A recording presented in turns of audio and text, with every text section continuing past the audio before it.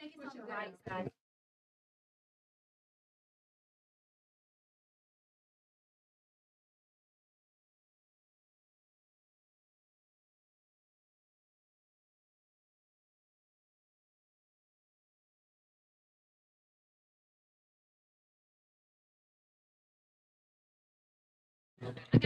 All right, ladies and gentlemen, let's get started on what will be the last meeting of the Senate Judiciary this session. Before we get going, I want to say a special thank you to committee members. Being my first year as the chairman, there's been highs and lows, ups and downs, and I appreciate each of you working with me and came to you for some advice along the way, and I appreciate that. I just want you to know. So also, if you'll notice, we got new chairs. Everybody notice that? Senator Bell complained about the leather, not leather, what was it? The faux leather, pleather coming off on his suit. So we got that accomplished for Senator Bell. So Wait a minute. If it came off on his suit, it never came off on anybody else's. What does that say? When you got on April's clothes, that's all. There you go. Also, thank you, Senator Gavan. You know, my XO over here, the guy who I rely on a lot when we go through the calendar, the agenda to set that up. Very appreciative for your insight and input and lawyerly eye when it comes to making the agenda.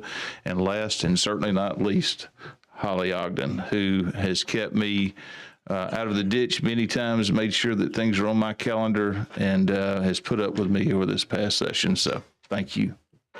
All right. HB 64, Representative Bolton. Oh, we got to do the call. Oh, let's call for a quorum first. You can come on up, though. Senator Albritton, Senator Bell, Senator Cornley, Senator Coleman Madison, Senator Elliott, Here. Senator Figures, Senator Gavan, Senator Orr, Senator Singleton, Senator Smitherman, Senator Stutz, Senator Weaver, and Senator Barfoot. Here. 7, we have a quorum. We've got a quorum. All right. Now, HB 64, Representative Bolton. Yes, sir. Thank you, Mr. Chairman and committee members. House Bill 64 simply seeks to amend Criminal Code 13A 1172 to which addresses certain persons that are prohibited from possessing a firearm in the state of Alabama. And this just simply amends it very surgically to include people that are in the country illegally and without permission. What we did is we just inserted the language from 18 U.S. Code 922. Section G to identify those people who are not here legally and bring us into line with the federal code.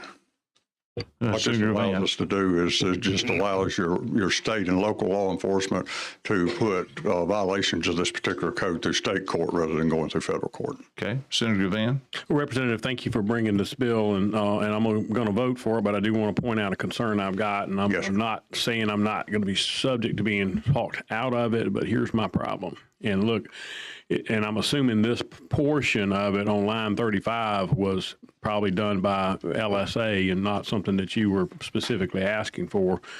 It's probably our modern day, kinder and nicer language. And I don't quite know, I would say habitual drunkard that's in the statute now is probably like the pornography reference, when you see it. But alcohol addiction, I mean, what I understand, people, if you're addicted, you're addicted.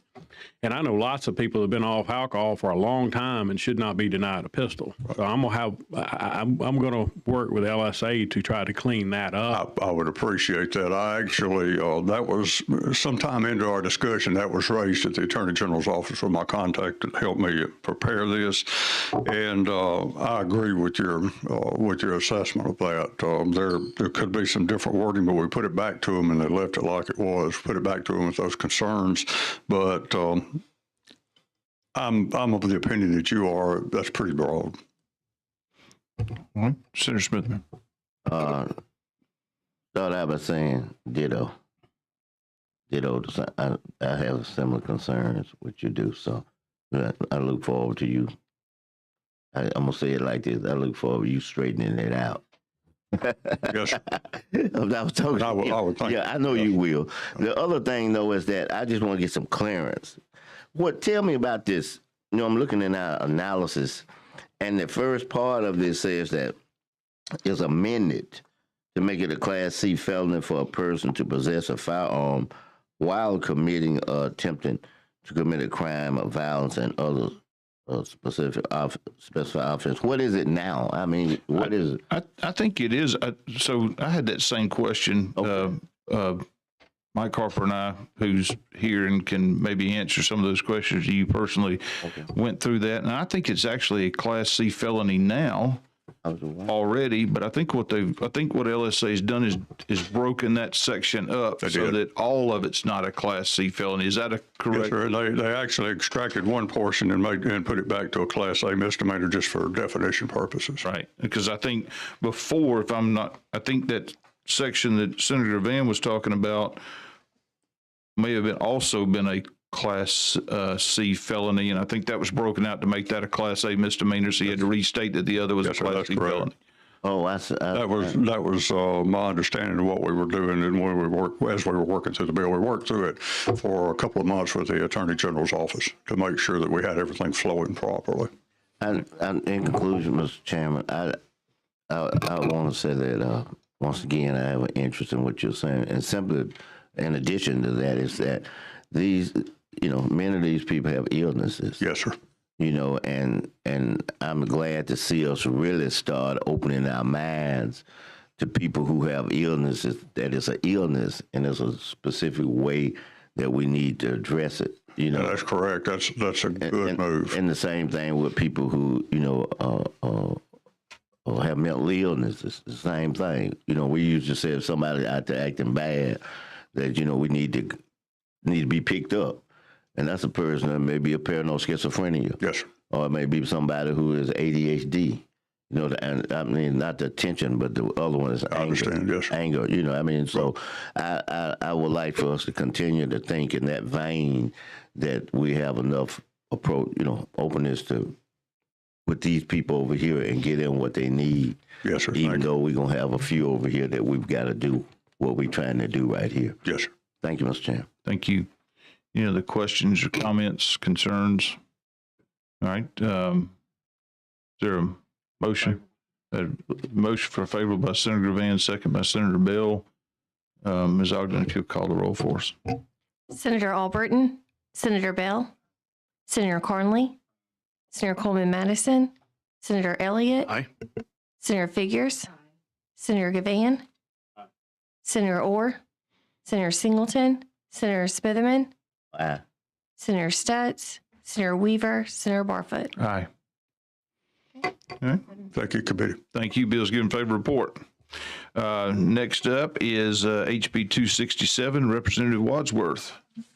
Good morning. Morning. Thank you, Mr. Chairman, and also committee members. This bill is basically a bill. It's a long bill, but it's a bill that actually harmonizes the Alabama Nonprofit Corporation Act with various other acts we have passed. Representative, we've passed this already through the Senate, so I would move favorable report. Okay. We had first by Senator Van, second by Senator Cornley. Senator Smitherman? I just, I have other reasons. Thank you very much for bringing this big old fat bill. Thank you. Yeah, we may not get to it on the floor. Just let me know. That's all right. We'll get to it. We'll get to it. I believe we'll get to it. Senator Smitherman, did you handle this or I Senator? did. He handled this one. I had another one. I do need to coordinate with you and make sure our amendments correspond. Okay, that's fine. All right. It's been second yet? That's somebody else. First, and we have a first and second. Okay. Any opposition using previous rule?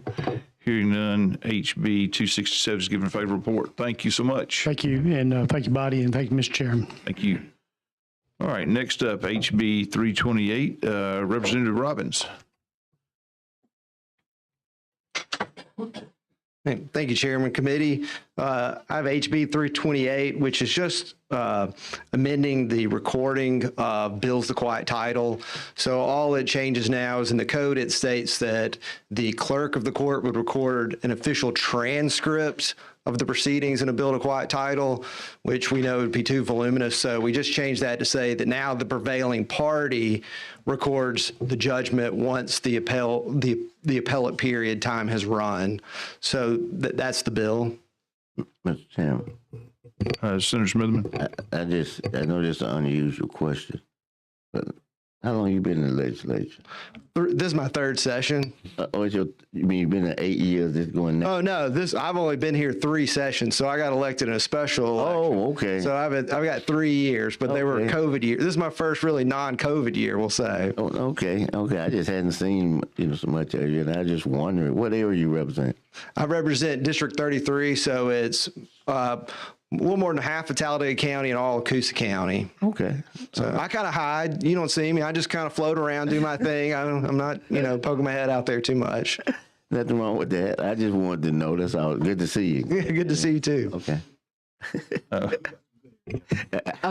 know that. Senator Figures. I just wanted to say, please always say House District 33 because I represent Senate District 33. Oh, I'll say that next time. Although District 33, whatever district it is a good district, obviously. It is. So, I mean, whether it's a House or Senate district. It is, but I just wanted to be specified. Thank you. I see why you got elected.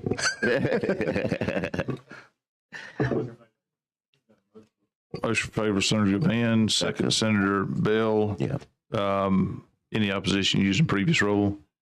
Hearing none, bill is given favor report. Thank you so much. Thank you, Chairman. Thank you, Committee. Thank you. All right, next up is on the calendar, on the agenda is 338. We are pulling that. That's not, we're not going to deal with that this year. Next up is HB 371. Representative Keel. Thank you, Mr. Chairman. Good morning, committee. Currently, under Alabama law, the state is allowed to garnish wages if a person is with RSA. They can have their retirement garnished, but there is a part of the code that slows that process and makes it almost impossible to take place, and that is the District Attorney's Restitution Recovery Division. And my district attorney and the district attorneys helped me with this language along with LSA, and removing on page 2, line 53 and 54, and it happens one other time in the law, would expedite the process to be able to recover the state's money. Got a motion for favor, Senator Van, second by Senator Bell. Any discussion, questions, or concerns? Any opposition using previous rule? Hearing none, bill's given favor report. Thank you so much. I appreciate it. Look forward to handling this on the floor for you. Thank you, Mr. Chairman. Thank you, committee. Thank you. All right, HB 428, Representative Starnes. We'll come back to that, and I think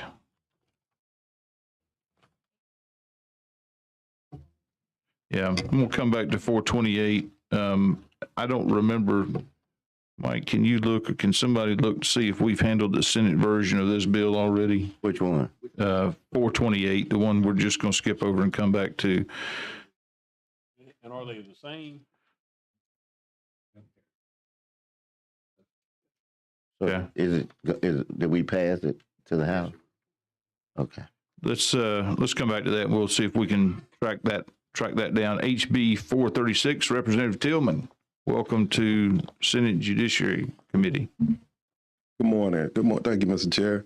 Good morning, Senators.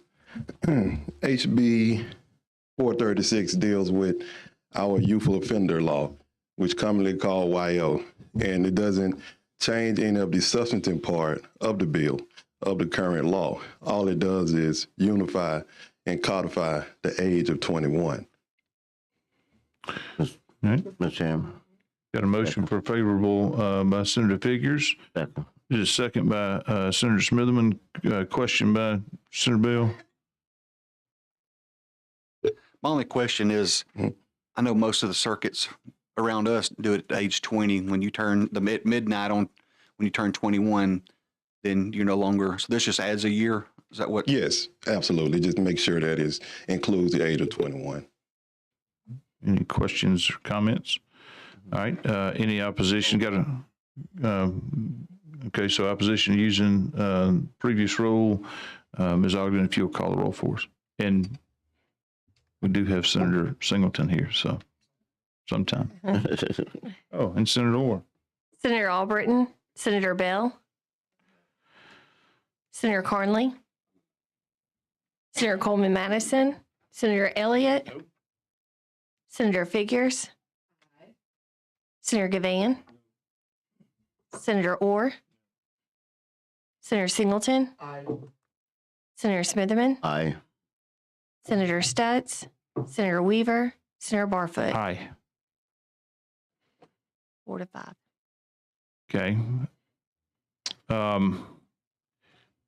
Bill does not receive a favorable report. I know you've pushed this bill hard this year. I know this is, I think, your first bill that has gotten up here. Yes. And I know that you and I had a good conversation about trying to make sure that the courts were unified and judges were unified in their decisions to, as to what they interpret youthful offender status should be, or that age should be. I would just ask you, I think next year you'll be able to make some, maybe make some changes, talk to some folks ahead of time, and maybe it's a bill that we'll be able to favorably report out next year. Yes, sir. Thank you, Mr. Chair. Mr. Chairman, before you leave, Senator Figures. I'm just curious to know why, and I think he should know too, why the no votes. And that would help him maybe next time, because this bill passed the House. It did. And I know they scrutinize you pretty closely too, particularly in Judiciary. So if he could just be told why, as we talk about our issues with these bills, we say why we have those issues. But it was just one question about the age or whatever, and it seems like he's trying to bring something to make it all the same or be consistent or whatever. So what are the problems that he needs to work on? Yeah. Senator Bell, and I'd That say, would be helpful to him. I would want to know if it was. Let me say this before we go down too far down this road. Certainly, if any member wants to address that now, here's an opportunity. But as an aside, once we get through committee meetings, if y'all want to have a conversation with Representative Tillman to express your concerns about that. So, Senator Bell, if you, I guess my main concern is practicing law. It's always been held to be when you turn 21. And what happens to the people that have already been, just last year, crimes have been committed. They've been told no. They've been told that you're past that time. And I've just always been, once you turn 21, you're an adult. And I guess I didn't really understand why we're adding a year to it. Yes. That's the only, I probably should ask, why are we adding a year? Yes. Can I respond? Yes. go ahead. Yes. Well, the reason why is due to case law. Case law states that it's 21. It's 18 to 21. That's throughout the state, from Supreme Court to the Circuit Court. They all say 21. But in certain jurisdictions, you can receive 21. Certain jurisdictions, you are denied flatly if you're 21. This bill right here is it's still an ask. It's not a tell. You still have to apply for youthful offender. You still have to go through the process, and the judge still has to make the decision. So all we're doing is saying, instead of you being denied based upon the fact that you're 21, you still have to go through the process. Senator Smitherman. So I just want to make sure I understand. So what you're saying is that the case law says that a person the age of 21, yes, sir, can receive youthful offender. Yes, sir. All right. And what traditionally has been done in some of the circuits is that once you touch 21, it's over. Yes, sir. And so what you're saying, the case law said all the way through your 21s. Yes, sir. You are just as eligible as you all the way through your 20s till you get to 21. Yes, sir. Based on case law. Yes, sir. Okay. All right. So you trying to codify the law in relationship to what case law has established. Yes, sir. Okay. And I think and myself, I don't see anything wrong with it if that's case law, because that's what the judges are going to fall back to in terms of that issue. When they're denied at 21, once they say get at 21, if someone appeals that, Yes, sir. then the odds are pretty good that they're going to succeed, because there's been stare decisis, which is the case law that's already been there to establish from a judge's ruling. Yes, sir. That is what they consider being that, unless somebody took it to the Supreme Court, I guess. Yes, sir. U.S. or something, but otherwise, okay. And that's I see what you're saying. So, I think that's, if that's what the case law is, Yes, then sir. it is what it is. That's what I'm just gonna say to you is, it's nothing you can do to change case law back Yes, to sir. 21. It's just whether or not the body wants to recognize that, or whether you have to deal with the individual judge. Yes, sir. Okay. And that's correct, because like I said, I practiced throughout the state. So I've been in jurisdictions where they deny you, and I've been in jurisdictions where they grant it. So that was a confusion, because if I'm here and you deny it, but if I'm over here and we'll just say Tuscaloosa District and they grant it. So what I wanted to do is just unify it, make sure that it's consistent across the board. And I just add that the discretion is there for the judge. Yes, sir. At the same. So I just wanted to kind of put that out there that it's sometimes it's a monster in the room, but it's really not a monster in the room. Yes, sir. And that's the fact that you're changing that age. I'm just talking a little politics now. You're changing the age, and some folks can wait a minute. We got youth crimes, and now we're talking about changing it. But it's the same discretion gonna come from the judge, whether they're 21 and doing it or 20 and doing it. So, Absolutely. So that doesn't change any approach other than you just trying to get it codified. That's it, Senator. Okay. Yes, sir. And I just want to tell the committee, so Representative Tillman and I talked at length, I think on get my days confused, Monday, Memorial Day. So, neither one of us were having fun. We were talking about lawyer work. But anyway, I thought I had an unusual argument several years ago in a courtroom where crime was committed on the day the individual had turned 21 years of age.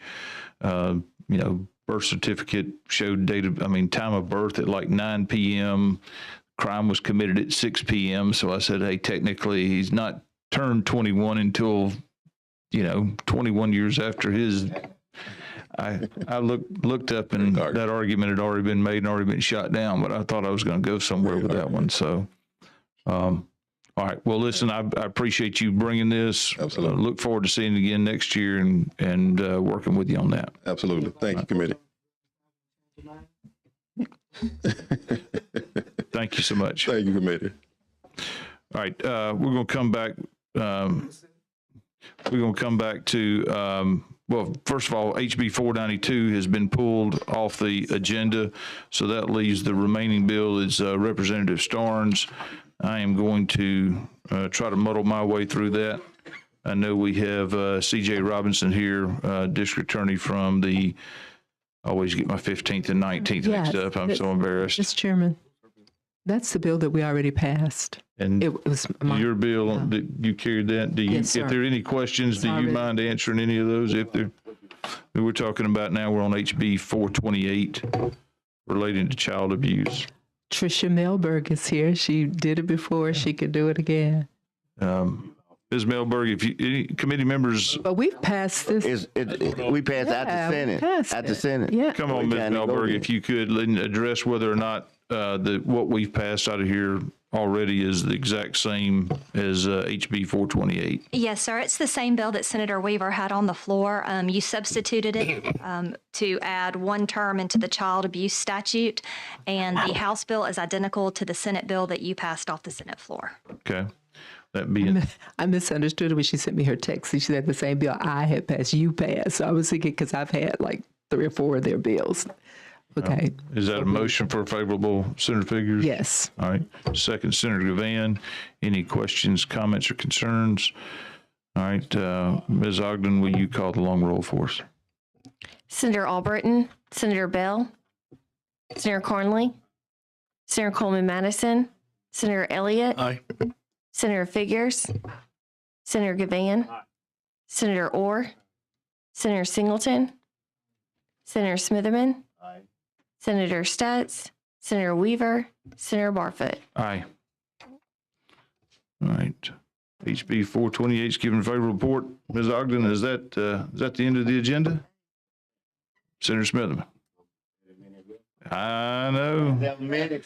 I went to night court, municipal court in Montgomery one night, started at 7 o'clock, and I didn't have to be in court all that day except for that night. We were in there 13 minutes. 13 minutes. So anyway, I want to make sure that the committee understands the importance of Mike Harper too. All those analysis that we get every week, he pours through those, looks at them, puts a lawyerly eye on there. So I'm appreciative of that. Thank you. Still waiting for that one on HB 267. What was 267? That's the nonprofit. Oh, yeah. All right. Thank you again, committee members. Been a productive session, and thank y'all for being here. Good job, Mr. Chairman. Thank you.